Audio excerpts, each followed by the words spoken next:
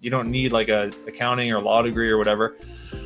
So I built a network of people that were like in those companies from the college I went to. And then from there, it just sort of motivated me. And I had this attitude of like, what do I have to lose?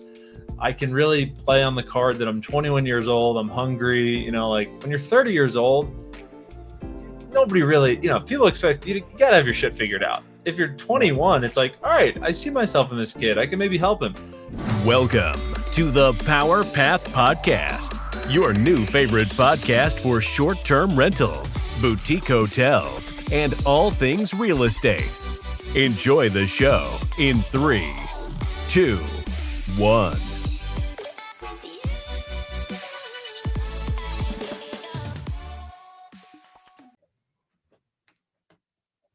Welcome to the Power Path Podcast, episode 5.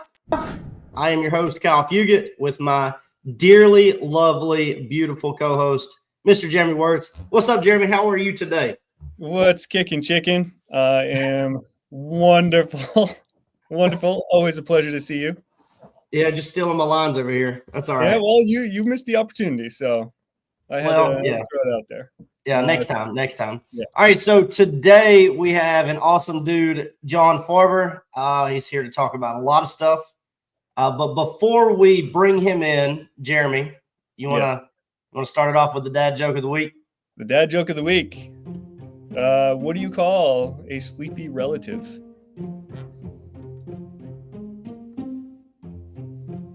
What do you call a sleepy relative? Yeah.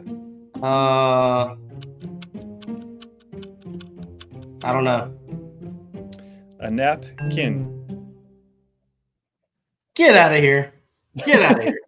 Come on. Come on. Every week I got you.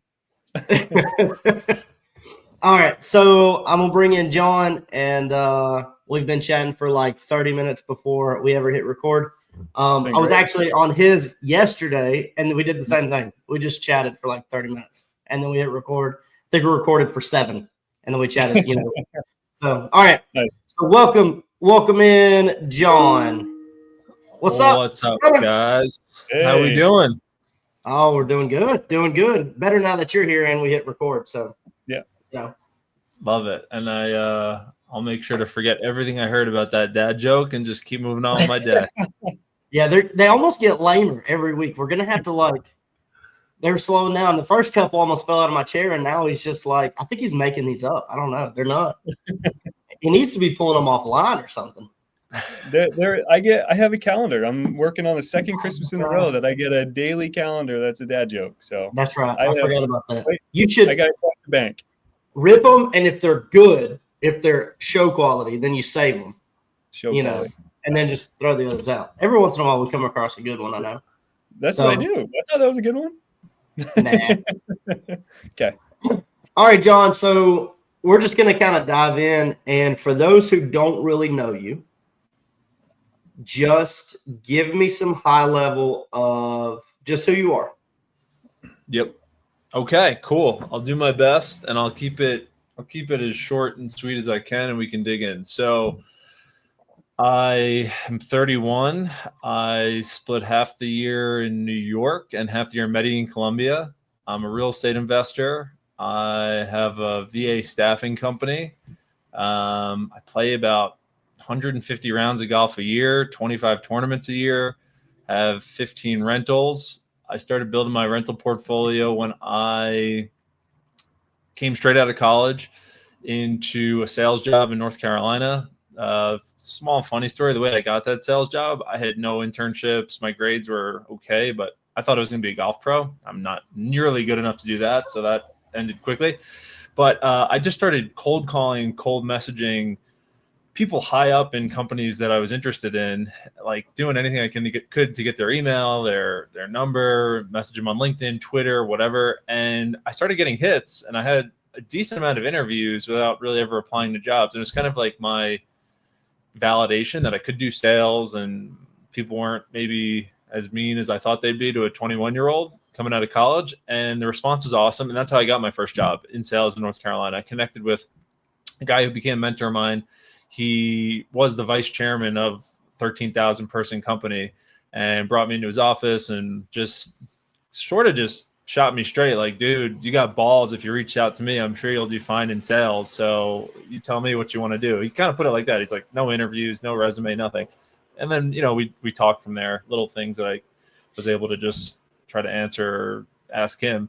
And yeah, I started doing my real estate investing down in Raleigh, started with house hacking, bought a property, loan money down, lived in it, rented out to my roommates, and went from there. We tried to add 1 or 2 rentals a year. During COVID, was able to speed things up a little bit. I was living in different parts of the country, trying to build the business up while I was not in an office. I was living in Kentucky for a while, Ohio, Indiana, Florida.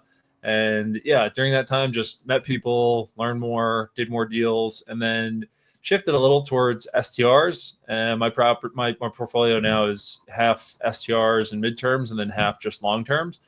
And then yeah, that was it. And then on the back end of that, I was creating content, podcasts, and the weird world of TikTok and Instagram, which that's a weird place. But anyway, led to a lot of things. And I would talk from time to time about virtual assistants. And then people would ask me about what I was doing with VAs, because, you know, my podcast editor was in the Philippines. My STR manager was in the Philippines.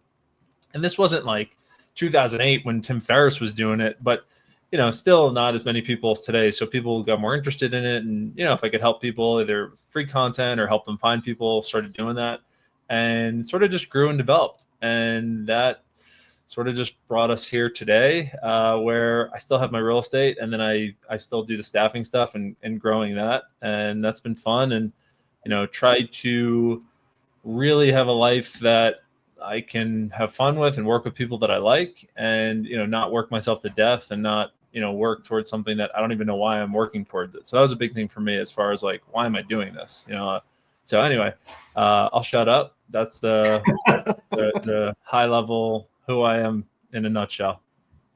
Okay, so did you ask the earnings on your golf tournaments? Are they, you know, where do they fall in your income stream there? That's what supports the Columbia house, and then everybody else supports the New York house. That's right, and the drug sales. There's that. Unfortunately, that's where the PJ comes in. That's right. That's right. Well, when you're down here, we'll link up on that. Believe it or not, I do play some professional tournaments, and I did more when I was younger. But actually, for the honor of the game, amateurs, they can't receive any cash prizes. So you could receive like credits and clubs and things like that. That's what it normally is. But it's a little strange, especially now with like NIL deals. Kids in college getting paid millions, but like an amateur golf tournament can't pay anything out. A little weird, but yeah. It's I love competing and just testing myself, and, you know, you meet awesome people in golf too. I mean, there's some not awesome people in anything, but most of them are really cool, and I made some of my best friends from that. And yeah, that's been a fun thing to do when I'm not, you know, head down on a computer. Any aspirations to take part in the Masters as an amateur?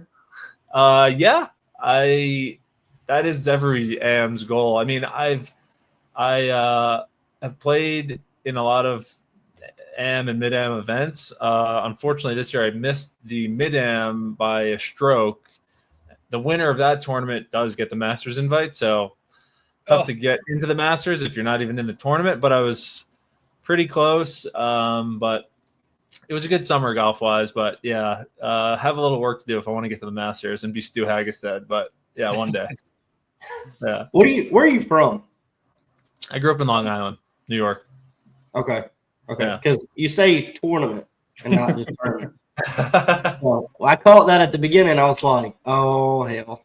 Okay. we got one of them. We got a Yankee. Yeah, we got one of them. Jeremy's not. Yeah, Jeremy's up there too. Y'all are. I don't know what to say. That's all I can say. Hey, you're outnumbered. I want to ask you about just quick. What gave you the idea to call and message all the people at the top of these companies? Man, it's been so long, but I look back at that time and I'm like, that kid was a beast. Like, I need more of that energy again.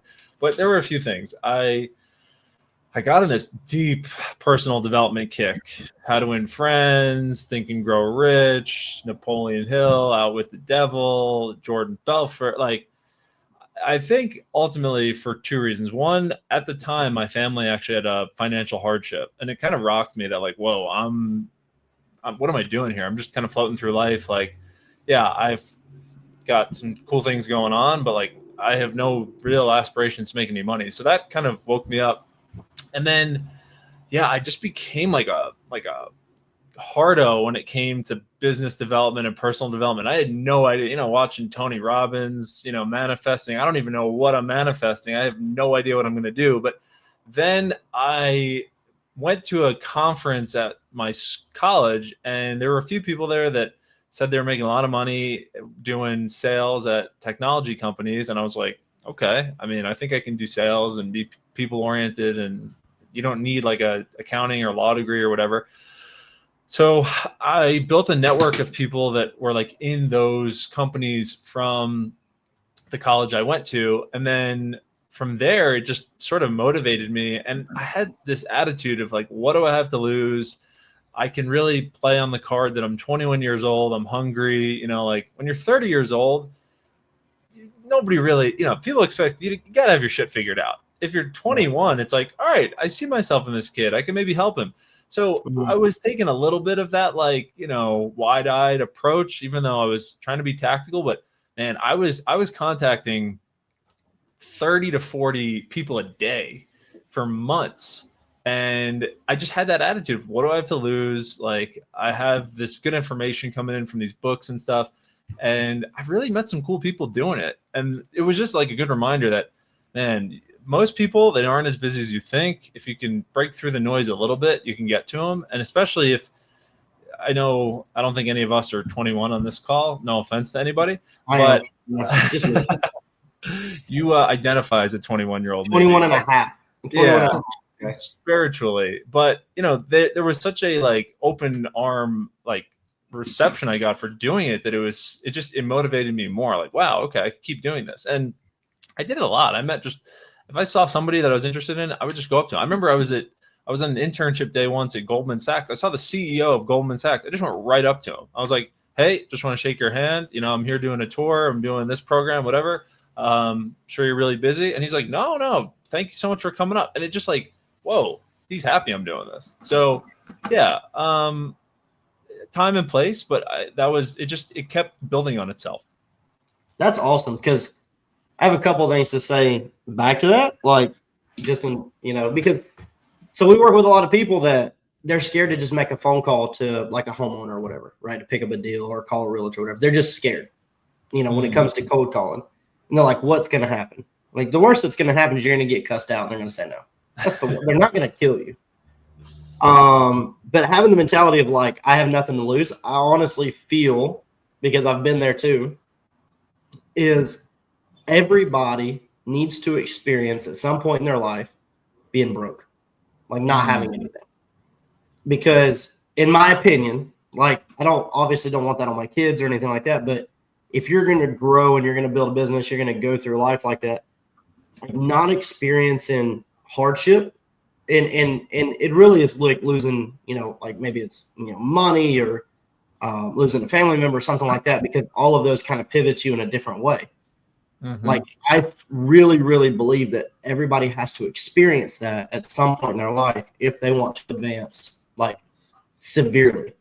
Now, if we're just going to go through a salary job and make 2 or 3% increase in salary every year, that's a little different story. But and they say, and they end up with $100,000 in the bank by the time they retire, like, in savings or whatever. That's a different story. But if you're really going to do something and you really want to take advantage of life, I think everybody, like you said, like you experienced this financial hardship with your family, like we experienced the same thing. And then like when me and Allie moved out together, like we were broke. Right? Like going through, I think we made our first year together, we made like 41 grand together, living on our own. And it was like, we both worked, went to school, like it was just us, and we paid all our own bills. And it was just really interesting to see that and then see how you grow through that. Versus I had some friends that came out of school and their dad was like, or their parents were like, yeah, we'll go to college, I'll pay for it. All of it. Yeah. you're like, what? And then as time goes on, they're like, I don't know, like they get upset with the parents for not sending them money or whatever. I'm like, what?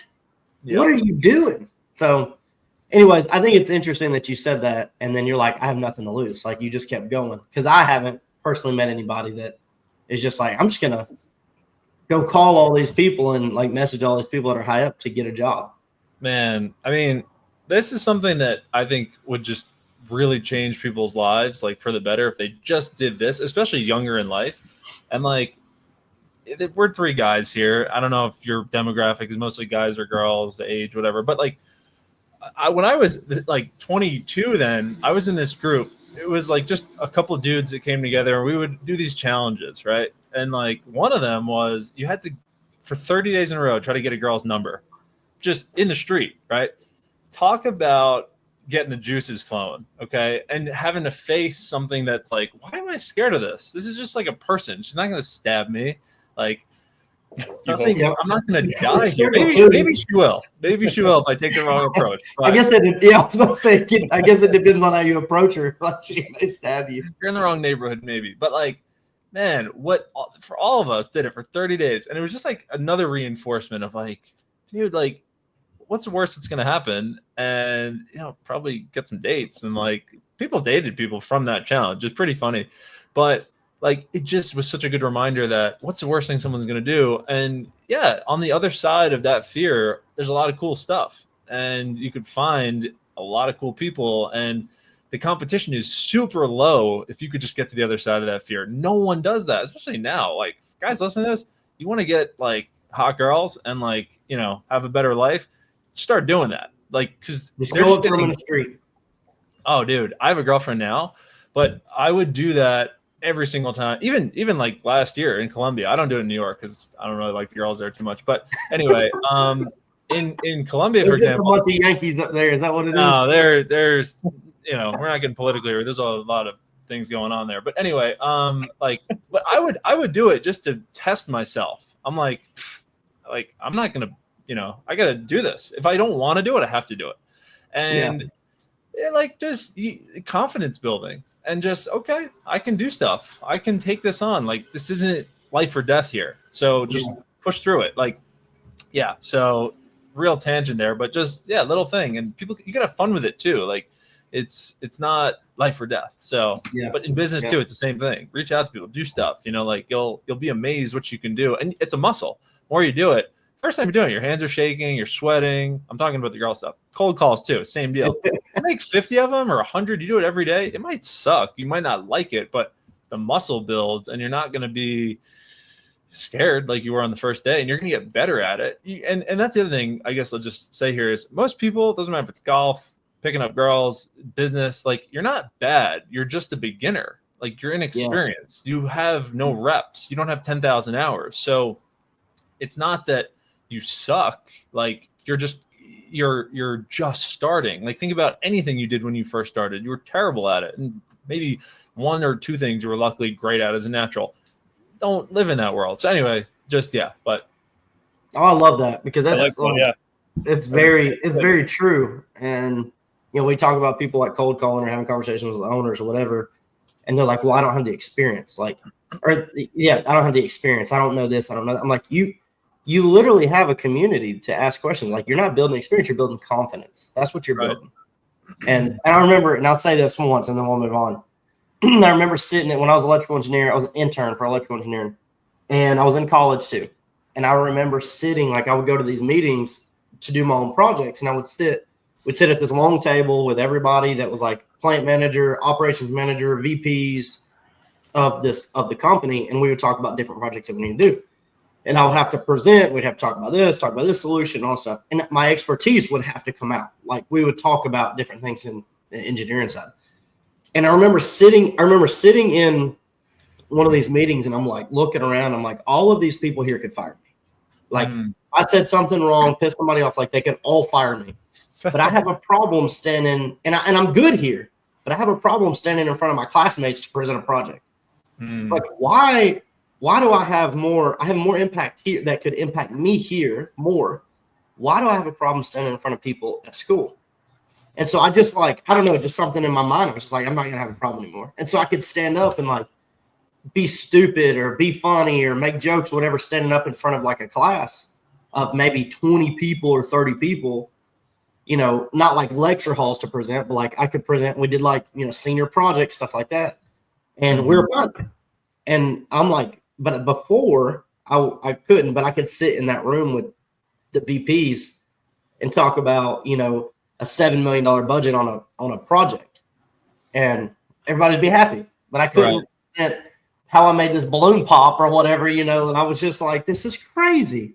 But again, building the confidence. That's all it is. For sure, 100%. All right. So we talked about your portfolio, kind of where you're at. Are you still growing the portfolio? Like, are you still acquiring more properties, or are you just doing a lot of business build? I did buy one deal in 24. I improved my properties a lot in 24. So in 25, I would like to buy something, but it's definitely secondary for me. The main goal is I've if we could talk about this in itself, like just being too scattered and not singularly focused. I've really struggled with it. I feel like right now is the best I've ever been at it.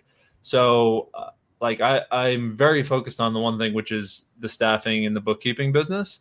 But I also do have like partial attention that I put into like the real estate and improving stuff, and people on my team can do it. But short answer is maybe I will. It's just not a super, super high priority. But if I can get things to the level I want with this before golf season starts, then yeah, I'll start making offers.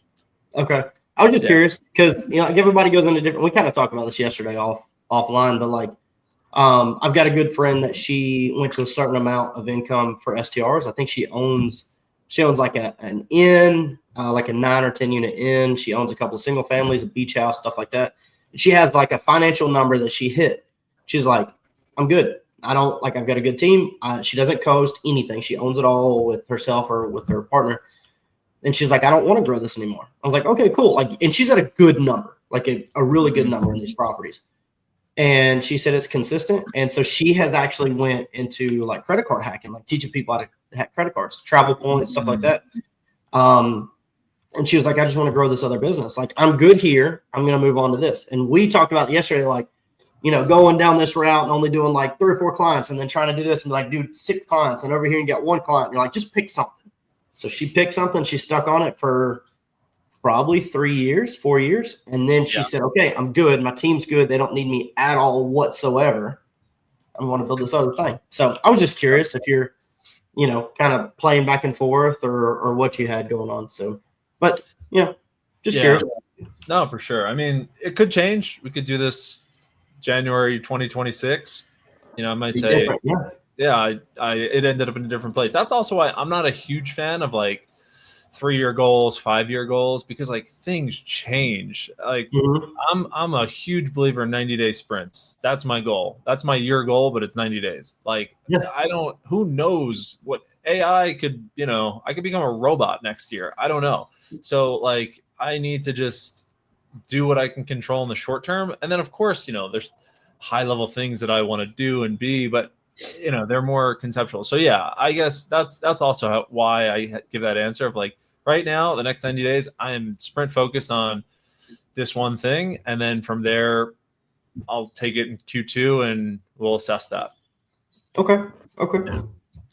Oh, where are your properties? Are they spread out through the U.S. or what? 2 places, North Carolina and Kentucky.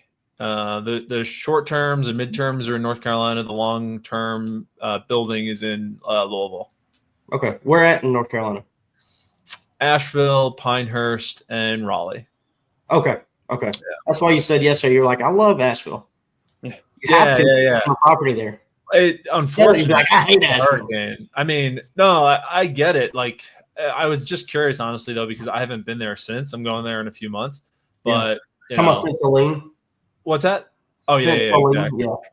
Yeah. So that sucked. You know, again, there's people with a lot worse problems than me, so I'm not complaining. Who've lost their houses and terrible experience, but you know, we had probably $25,000 in bookings just get wiped off, which that stings, but we still have a house. So that's a good thing. But yeah, it's been a tough road to recovery there, especially, from what I've heard and you said too. But yeah. We were looking, somebody sent me a hotel in downtown Asheville. It was like 11 million. Beautiful. It's like 16 unit boutique, beautiful hotel. And it was right after Helene. It was like 2 weeks after.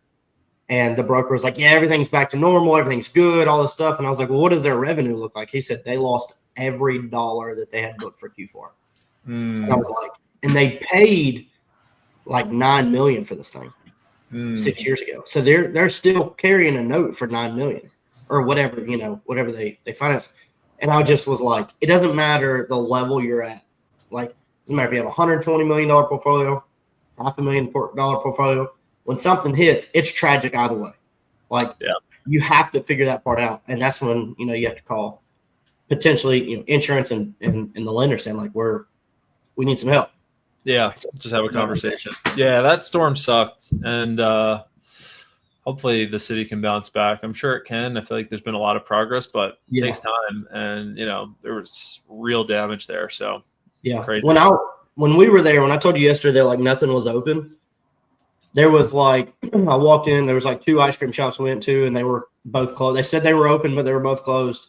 And we went into downtown, and we went into this little, insane cookie or something like that, and insomnia cookie or something like that. And the lady was like, we're like 60 to 70% open. And I was like, interesting. Can you tell me why? And she said, well, there's just no, like, she said the taco place I was talking to you about yesterday, their taco place, we still can't get a hold of the owners. Nobody can since the hurricane. And I was like, are they alive? She's like, I don't know. But nobody showed up. Workers don't show up. Nothing. And then we went to the Biltmore, and one of the gift shops was supposed to be open, and went next door to the ice cream place, and he was closing early. I was like, hey, this place over here is closed. He was like, dude, we don't have any staffing. Like, nobody's showing up to work. And I was like, dude, that's super. I mean, people had to move, get out of the state. It just super sucks when you have something like that. Now, of course, our hearts are out for LA and everything that's going on out there. That's tragic too. So it's like East Coast, West Coast, back and forth. So anyways, Jeremy, you want to take us through a couple? Yeah. Before we get on questions, just out of curiosity, do you have a specific within the midterm when you're filling with midterm guests? Is there a specific niche that you kind of target? Yeah, it's mostly grad students and traveling nurses. It's right by NC State, but I'm actually thinking of converting. It's a quadplex. I'm actually thinking of converting all 4 units to Section 8, just based on some research I was doing. Like, it's not in the best neighborhood. It's definitely not the worst neighborhood, but the typical tenants are like fine. They're not great. They're not terrible. And then I'd say 90% of the people that come for midterm are fine with it, but for 10%, it's not up to the standard that they want in Raleigh. So I was just talking to someone about it actually yesterday of considering 2 of those units messing around with Section 8. And it seems really interesting. I actually have, from people that do it, I've never heard people talk badly about it. You only hear, your uncle that had one rental and a terrible tenant that's like, oh God, that's the worst. So I'm going to explore it. But yeah, it's mostly traveling nurses and grad students in that property. Let me know how the Section 8 goes, because we had one in Austell, Georgia, which is hit or miss location-wise. And I talked to the city or whatever, it's been years ago, about doing Section 8 there. And she was like begging me to apply. And she told me how it worked and everything. And some of their rules are like super, super strict. Like, if they trash the place, they can never rent again. Yeah. And I was like, that's cool. Like, that's interesting. So the 2 people I've talked about it, they've never had an eviction with Section 8. They've been doing it for like 10 years. It is interesting because the dynamic is the Section 8 tenants, like, they have to be on good behavior. Otherwise, they literally cannot ever live anywhere. Like, they will lose their credits and they'll be homeless. So you also have to keep the house to a certain standard too. And a lot of people don't talk about that. They just talk about the renter. Like, the renter trashed the place. So like, well, did you fix the stuff that was supposed to be fixed? Or are you doing what you're supposed to be doing? Because if not, you'll get taken out of the program too. So but it's interesting. I'd like to collab on that a little bit more. Yeah, because I don't know a lot of people that do that personally. Yeah, I'll definitely keep you posted. Okay. What growing up, what would you want to be? Man, Professional golfer. I was up until even during golf, I was such an idiot, man. I look back and it's like I would do things so different. Like I did a total 180 in life.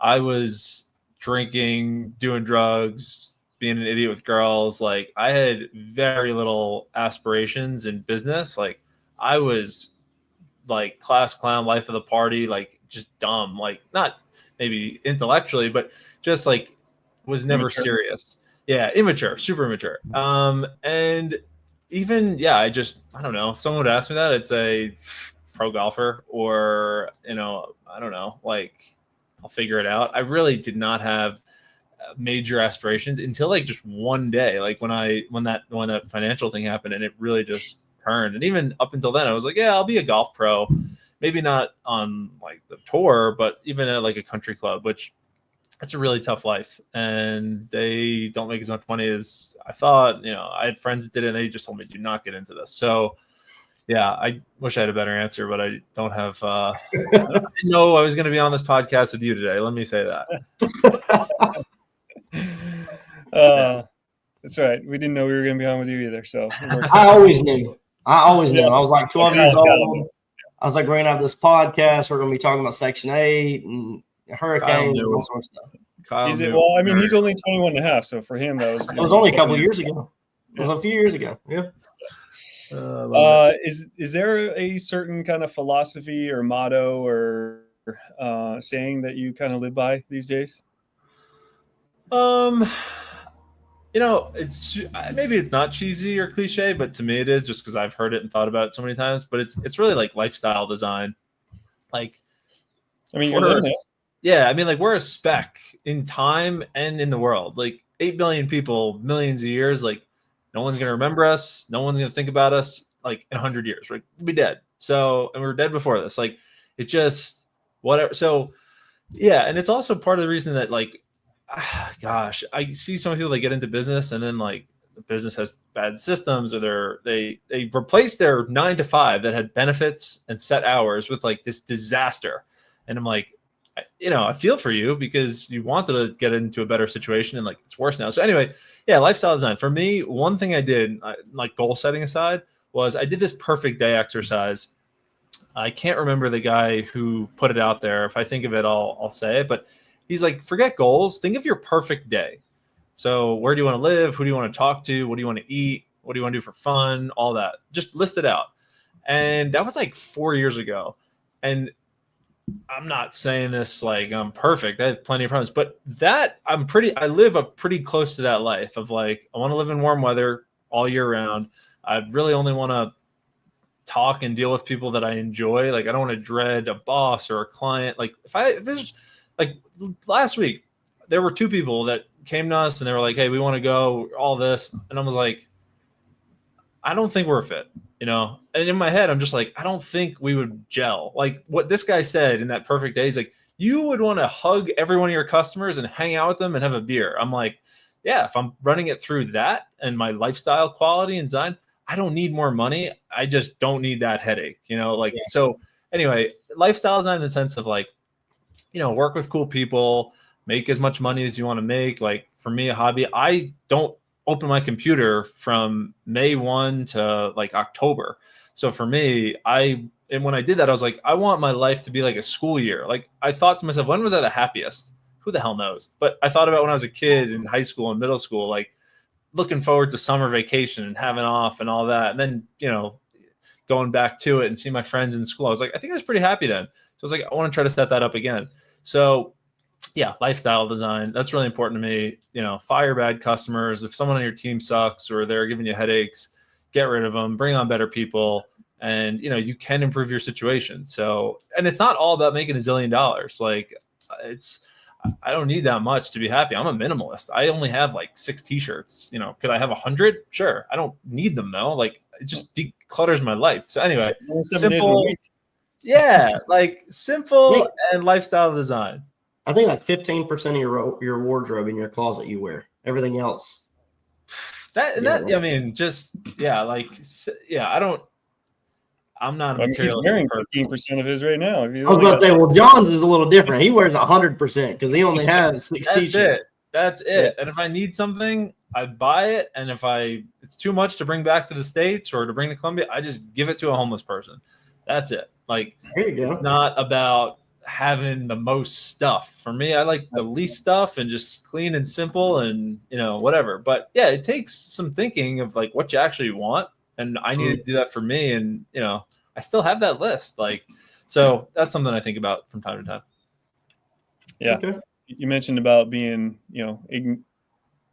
insignificant, and I've been, I one of the things I enjoy doing is hiking, and I've been to Yellowstone a couple times now, and every time, well, both times that I've been there, like you're standing, just looking, like if you pause and look around, like it's nothing but wilderness that you can see, and you're like, I am just thinking about the sheer size of just that one national park. It's like, holy crap, like I am such a small little blip. But then on the other side of that, right, I've got 2 kids, so I'm the world to them, or most of the world to them. So it's kind of it's a bit of a dichotomy there. But 100%.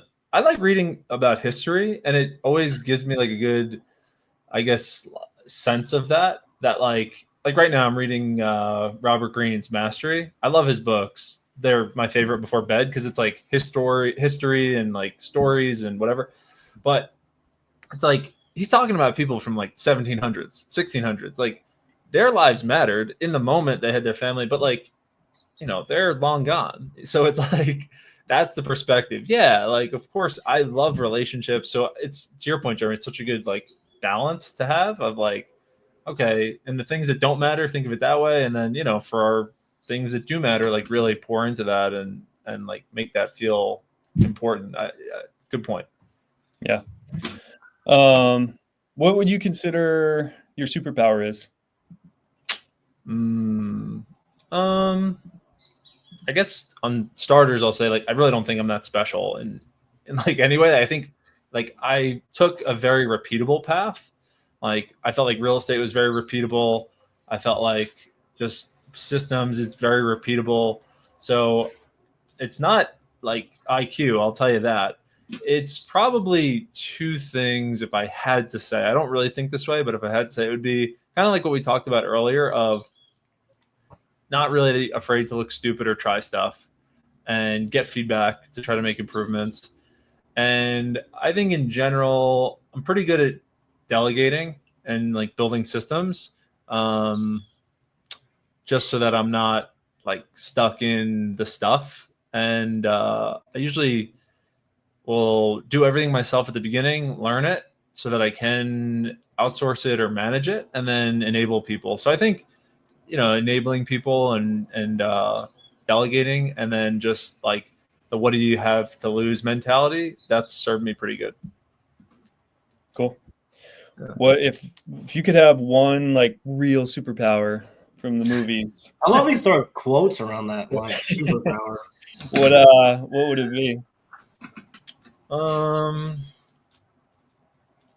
Dang, that's a good one. Happy Gilmore. I don't know, like flying, not that important to me. You know what's one that's really top of mind? This maybe just we're getting old. Like health. Like it's not even a superpower. Like maybe I don't know if there's like a superhero that can like heal others and be really healthy themselves. All right, I'll call it Superman then. Superman, yeah. Like I've become obsessed lately with trying to improve my sleep and my health, and like I'm not full on Brian Johnson, like don't die movement. I do think he's pretty interesting and cool if you guys know who he is, but he's blowing up on Twitter. But just like, yeah, I don't know. I'm pretty happy with my skills, but I would love to be healthier and not like get more aches and pains and have like my back hurt when I play too much golf. That sucks. Or when you wake up in the morning. That's yeah. Just like why? Like I feel old. Like that sucks. I'm 21 and I wake up with my back hurting. I don't get it. That's the same. 100%. So I'm trying to figure that out. That would be a cool superpower, health, and like maybe Captain America. I feel like he's pretty strong and he's like kind of a normal guy. You know, he can't fly or whatever. Like that'd be cool. Yeah, I would say Captain America probably has some good health. Yeah. He's like eternal too, right? Like, yeah, and I want to hit the ball further, so I'm doing like speed training for golf. Everything for me around fitness too. Well, golf. Sleep is not the only reason I work out and like speed train. I want to hit the ball further. Like I'm a pretty big guy, but like I've gotten like a little nerdy in the golf stuff. Huge advantage to be able to hit the ball further, like multiple strokes gained. So I'm trying to follow that Bryson and that 𝗙𝘀𝘁𝗁𝗏 2002 game and hit it further. Where are you at right now for a drive? Average? It's improved a lot. You know, like I said, I play a lot. I like my fastest, which I was measuring last few weeks ago in Florida, was like 186 ball speed and like 325 carry. So that was my fastest all out. You know, gamer might be like less than that, obviously, and I'd love to make that my more consistent, but you know, it's a process. Yeah, I bet. All right, two last two questions that we ask every guest. What's one purchase under $100 that you've made in the last year that has made the most influence in your life? Oh man, I love these questions. The first thing that came to mind, shit, we're getting old, was a Theragun Mini. A what? A Theragun Mini, like a little mini massage gun. Oh, Theragun? I've never heard of that. That's a new one for me. It's great. It's awesome. But I have others. I could say others if you want, of like little things that I've tweaked. So I was telling Kyle this yesterday. Like I used to have a fancy like DSLR camera for podcasts and work calls and stuff. Such a pain in the ass. So now, like you can just use your iPhone, which is what I'm using now, and the quality has been pretty good. And I just got this little clip to clip on top of my computer for like $12. That has already, I've been just like happier with my setup. Is it the MagSafe clip that you were talking about? Is that what that is? I'm looking at it. It's called 𝗙cie. We could put some links in the show notes. You know, we got goods. But it's just like video call, put my phone up here. Also, what I like about it, I can't like be tempted to be on my phone. One thing, I guess I pay for this, but something has also made a huge impact in my life. It might be free or paid. There's an app on my phone called 1sec, which it just blocks all my social media apps. I also deleted Instagram from my phone, and I really only use social media now when I need to get ideas for content or create content. I think it's pretty bad. Phone clip, is it like this? Yeah, but it clips to the top of the computer. Like it's sitting on top of the computer right now. Interesting. Okay, this right here was like $10 or $12. The MagSafe thing, and this thing right here is thick. Like it's awesome. Oh, and I got one other that actually on the sleep that's just top of mind. I just bought a weighted blanket. Highly recommend. That has been great. Actually, been a big nurture him to sleep at night. What's that?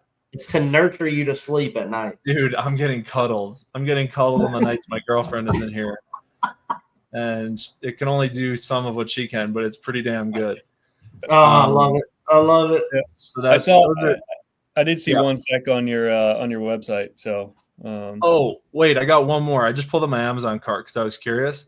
Yeah. A waterproof notepad for the shower. Highly recommend. I have some of my best ideas in the shower.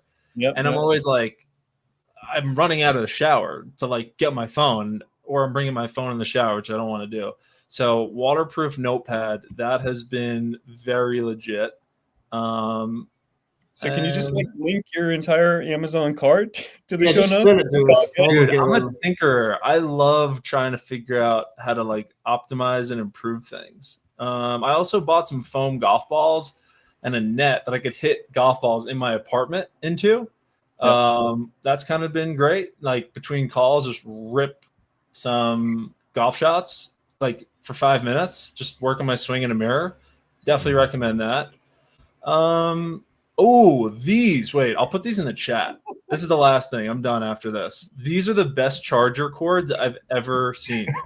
They adapt to every outlet and every phone.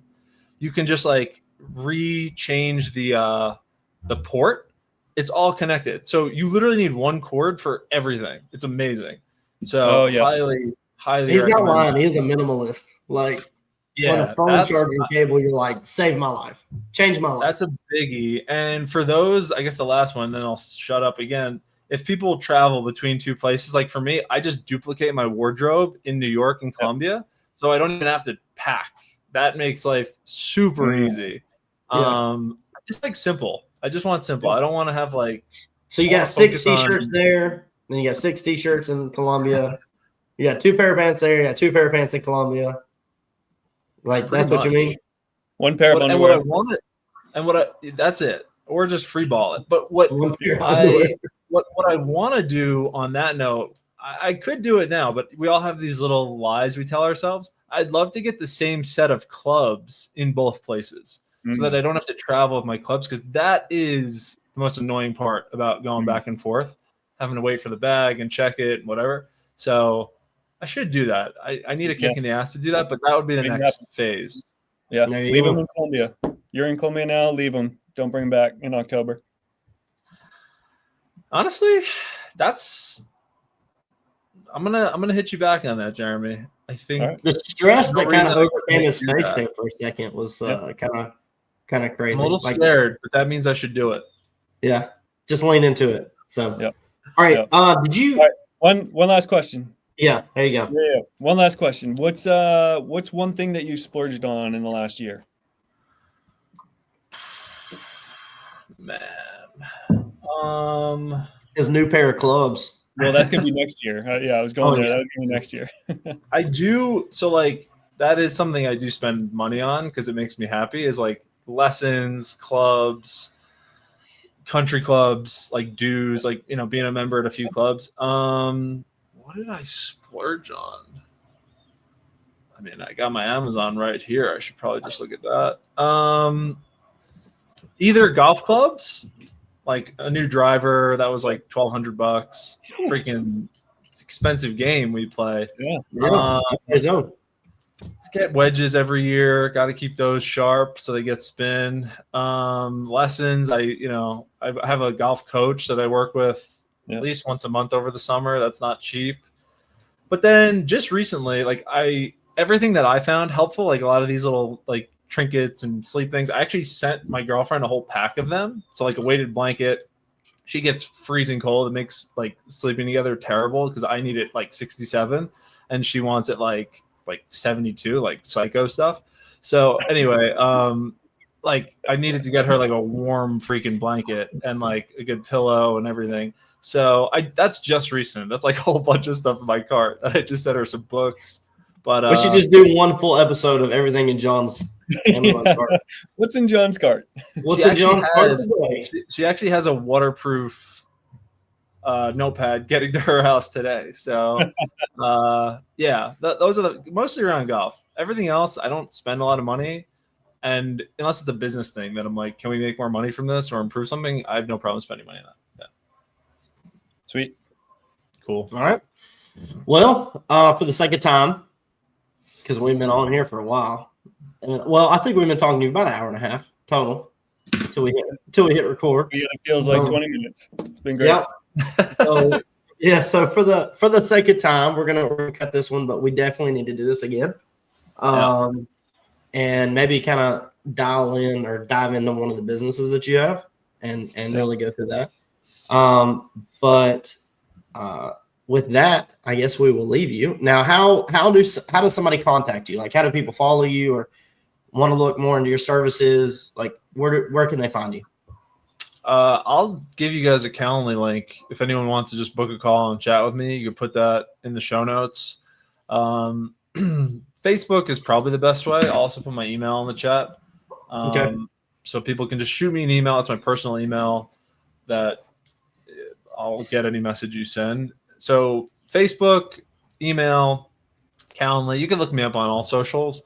It's just I'm not as active as I used to be on them, but I'll still get the messages. But yeah, Facebook, email, or Calendly. If you have any questions, the main thing that I could help with, as working together, or just however I can give advice or free advice, walk you through your situation, is how we manage the books in our real estate business and have made it simple and affordable. Like, I hated my bookkeeper for a long time, found the next one. Like, just was a series of not good accounting and bookkeeping, and it cost me a lot of money.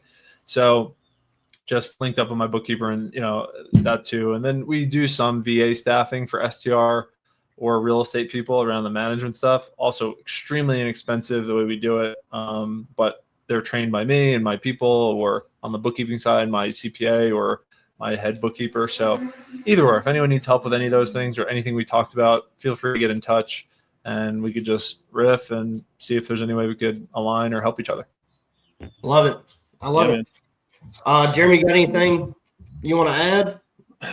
No, that all sounds great. Sounds like a perfect segue to having him back. Yeah. Well, we appreciate you, John. And Jeremy, if you want to take us away. Yeah, John, it was wonderful chatting with you. Appreciate the conversation and the insights and the knowledge. For Mr. 𝗘𝘀𝗁𝗏, I am Jeremy Worth. Episode 5 in the books. See ya. See you guys.